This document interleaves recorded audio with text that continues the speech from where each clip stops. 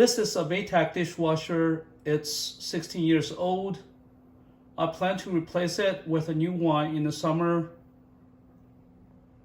So first, let's look at the bottom. How do we uninstall this old dishwasher? There are three places. First, we need to remove this box. I loosened this screw already, so we can just take it off and see the wires. Okay, it's pretty easy to disconnect and connect the wires. Don't forget about the grounding wire. And now this white hose, water flows into the dishwasher from this white hose. So I think we just need to unscrew this to uninstall the dishwasher.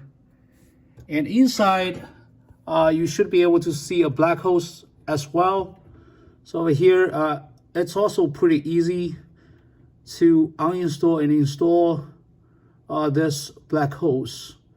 This black hose goes to your kitchen disposal, or if you do not have a food waste disposer, this black hose should go down the drain.